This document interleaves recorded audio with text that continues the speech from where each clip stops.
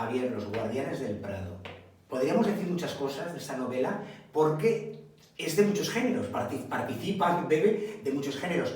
A mí fundamentalmente me gusta, por como la he vivido, definirla como una novela de aventuras. No sé, tú como autor, ¿cómo lo verás? O si la aventura apareció después, primero estaban los cuadros, el Prado, claro, el contexto histórico. Pues Óscar, me encanta que digas eso porque yo la considero una novela de aventuras, un thriller histórico. Fíjate que yo no soy historiador, yo no soy divulgador, yo soy novelista. Pero sí que es cierto que a mí me gusta, ya en mi anterior novela, Las 3 días del pintor de la luz, y en la que estoy escribiendo ahora, el coger un determinado hecho histórico de manera fidedigna, de manera documentada, de manera muy real, pero adosarle una trama de ficción que sea la que a la historia le aporte emocionalidad, le aporte todos esos componentes que llevan esas novelas de aventuras que tú dices, amor, venganza, muerte. Yo siempre digo que jamás he aprendido más del Siglo de Oro que con las novelas de Agatha Christie. Pues me gustaría mucho que Los Guardianes del Prado sirviera para, con la excusa de las aventuras, de la emoción, la gente conociera un capítulo tan apasionante de la historia de España como es el traslado de los cuadros del Museo del Prado. Haces muchos homenajes, porque lo fácil, y ese punto de partida, claro, es homenajear a aquella gente que salvó los cuadros de destrucción, pero a partir de ahí, y además con la parte de ficción de tu novela, estás homenajeando a esa gente a la que la historia con mayúscula nunca le da su página. Como mucho la dejan una nota, o como a tantos, porque tus personajes muchos son inventados, pero parten de una realidad. O sea, ¿cuántos habría como ellos? Claro. Y nunca la historia les va a reconocer lo que les debemos. Porque fíjate que quizá la historia, igual es un cliché lo que voy a decir, pero la historia la escriben los vencedores. ¿Qué hubiera ocurrido si el desenlace de la guerra civil hubiera sido otro? Si el gobierno elegido en urnas hubiera continuado gobernando. Entonces yo creo que en el Museo del Prado a día de hoy habría una sala reconociendo a las personas que hicieron ese trabajo. Que muchas de esas personas eran intelectuales y han llegado hasta nuestros días. Sus nombres, Rafael Alberti, Rosa Chacel, María Teresa León, Timoteo Pérez. Pero ¿cuántas personas anónimas no conocemos nadie y tuvieron un papel fundamental en esto? Nunca lo sabremos, a lo mejor. He de decirte, bueno, te lo dirá mucha gente, imagino que tampoco soy nada original en esto, pero con los años, lo que uno lea, lo que uno visita, lo que uno conoce, se sigue manteniendo así en el ranking. Las Meninas es mi cuadro favorito. Las Meninas es una vida, o sea, lo que hay dentro de Las Meninas. Y le haces un homenaje tan maravilloso al creador, al pintor, al que tuvo, nunca mejor dicho, esa visión. Esas 4 o 5 páginas en las que Velázquez sueña Las Meninas antes de plasmarlas en lienzo son magistrales. Mira, se me ha puesto la piel de gallina, Óscar. Las Meninas para mí es un cuadro mágico, es decir, cuando entras en la sala del Prado y te lo encuentras allá al final, de verdad, Que no sabes dónde están los espejos, ¿no? Pero ¿Cómo lo hizo? La Escuela de Pintura Española, que es una de las más reconocidas del mundo, ¿en qué basaba sus temas? Histórico-militares, retratos reales y temas religiosos. Esos eran básicamente los 3. Pero es que Velázquez, dentro de ser pintor de cámara, dentro de estar obligado a realizar esos retratos reales y tal, fue un innovador. O sea, en 1656 innova en la pintura y hace un cuadro que es un juego de espejos, una referencia maravilloso, maravilloso. Innova, se pinta él a sí mismo. Y ese capítulo, que es un poco esa recreación de la chispa de genio. Sí, como él pudo verlo, soñarlo antes de... Eso es como, ese capítulo hubiera dado igual que apareciera en el prólogo, en el epílogo, a mitad del libro. Es un capítulo como independiente, pero era un homenaje que yo no podía dejar pasar la oportunidad de hacer ese homenaje a Velázquez. Javier, imagino, claro, que lo primero, bueno, lo cuentes un poco al final en la nota de autor, en agradecimientos, claro, fue la historia, el contexto, lo que había podido, o lo que había ocurrido de verdad con esos cuadros, y luego empezaste a fabular. Y entonces, a partir de ahí, aparecieron todos estos salvadores, estos guardianes, o digamos, los guardianes estaban casi al mismo tiempo que el cuadro, que los cuadros pujando porque tú los novelizaras. Pues mira, yo soy de Valencia y llevo toda mi vida viviendo en Valencia, amo mi ciudad. Se nota mucho. Amo mi ciudad. Y entonces hay determinados hechos históricos ocurridos en Valencia a los que a mí me gustaría dedicarles una novela. Y la estancia de los cuadros del Museo del Prado era uno de esos hechos históricos y le ha llegado su turno. Yo tenía muy claro que no, voy a hablar sobre ese traslado de cuadros, ese proceso que hubo, el porqué y tal, cómo llegan a Valencia, dónde se almacenan. Pero si yo cuento eso no estoy aportando nada. Hay grandes historiadoras e historiadores que ya lo han contado. Esto ocurre en el siglo XX y hay documentación de sobra. Yo lo único que puedo aportarle es una novelización.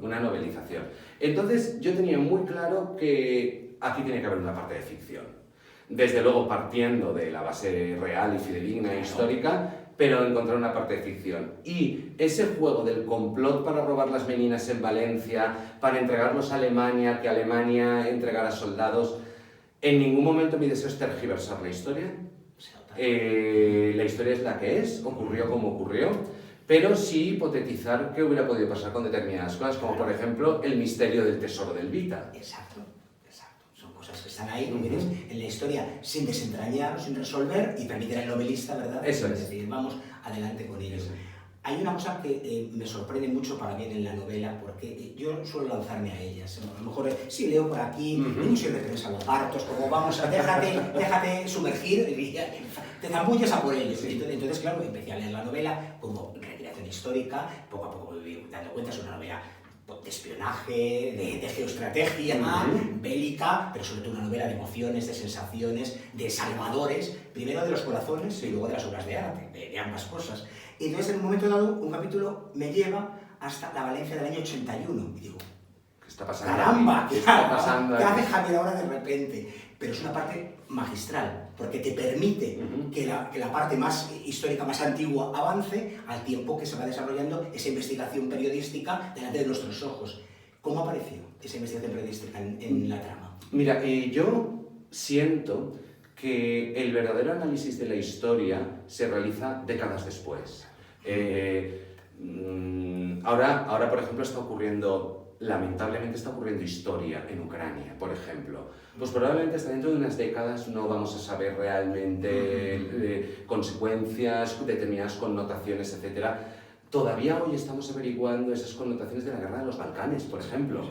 Entonces yo sí que sentía que tenía que alejarme un poco, crear una trama secundaria para alejarme un poco de 1936-1937 y hacer un análisis un poco muy a posteriori. Pero evidentemente, insisto, no soy historiador, yo tenía que crear una trama de ficción para generar ese análisis. Y de ahí esa trama del periodista, Fernando Poveda, ese periodista en horas bajas tras esa trágica pérdida familiar, que le encargan el reportaje de Félix Santurce, de ese, según la historia oficial, uno de los primeros mártires republicanos. Le encargan una geografía, lo que ocurre, claro, que el periodista sale a flote. Claro, él es un periodista que encuentra un hilo por ahí y empieza a estirarlo y da con ese complot para robar las meninas en el 36 y demás.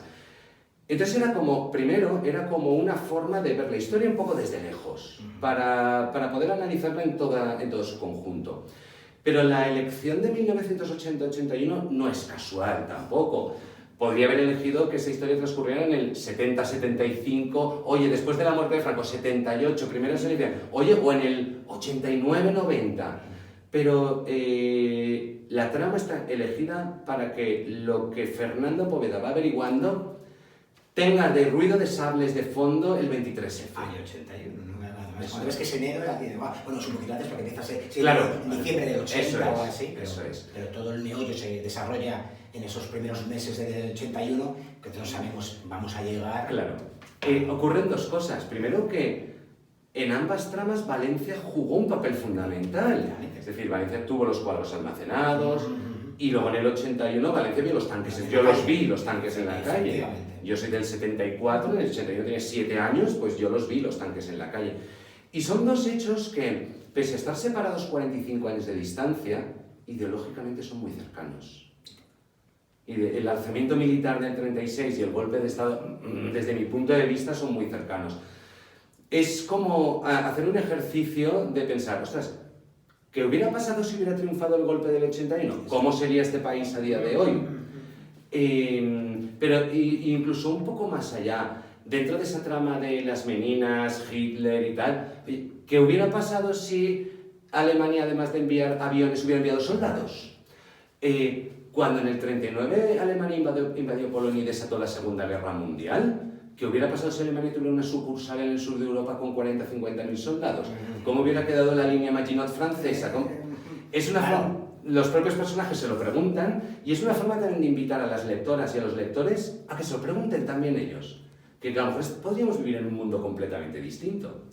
Hay otra cosa que me gusta mucho, es que no hablas de buenos y malos, porque ¿verdad? Es que son palabras inanes realmente. Sí. Claro, todos podemos ser muy luminosos, todos podemos ser muy oscuros. Sí. Por eso todos somos grises. Sí. Lo tome cada uno como lo tome, pero Es que y a lo mejor habrá quien dirá, vaya pullita por encima, lo de los grises. No, lo digo en general, como el color, Sí. pero tú lo dices mucho, es verdad. Es que, y en un momento como el que se vivía, año 36-37, es que a veces la frontera era muy difusa, ¿verdad? Mira, afortunadamente, las personas que son profesionales de la historia y del estudio de la historia nos traen hasta la actualidad los datos, las cosas tal y como ocurrieron.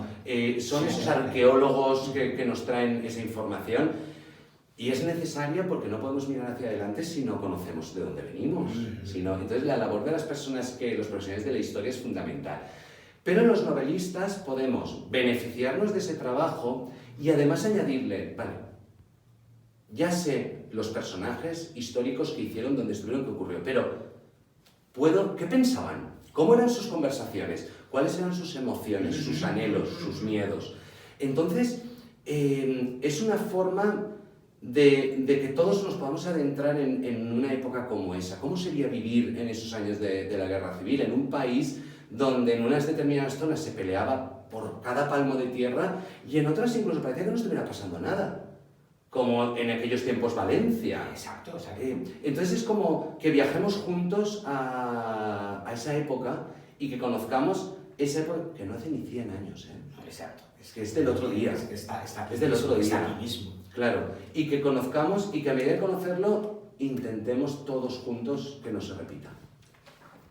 Yo no quería despedirme sin darte las gracias, por supuesto, por la novela, por estar con nosotros, pero por frases como esta. Un padre que llora y una guerra que asesina poetas.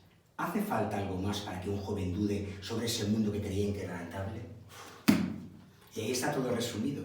Pero además de lo que tú dices, él piensa que la guerra está allá y se da cuenta en un momento, aunque no sé exactamente por la guerra, pero viendo llorar a su padre por el accidente de trabajo y sabiendo que han asesinado a García Lorca, que la guerra ya está allí.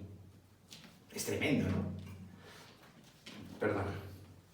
Te da la emoción de porque lo has vivido con el propio personaje. Se nota además en cómo lo plasmas. Mira, evidentemente una novela retratas un momento histórico, en una novela histórica, pero yo creo que también se trata de hablar de nosotros, ¿no?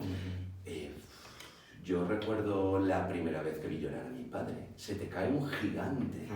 Se te cae un gigante y dices, ostras, no estoy tan protegido como me pensaba. Son vulnerables. Son vulnerables, claro. Todos lo hemos vivido, todos los hijos hemos vivido esas. Y esa reflexión a mí me hace... Pero en Alejandro Santoro, uno de los protagonistas, la personalización de la guerra viene cuando se entera del asesinato de Lorca. Entonces dice esa frase de, si una guerra es capaz de hacer eso con el alma más sensible, ¿qué no hará con el resto de nosotros?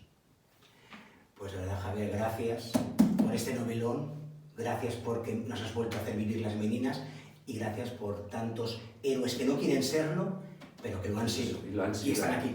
Gracias a vosotros, Óscar, es un placer estar aquí con vosotros.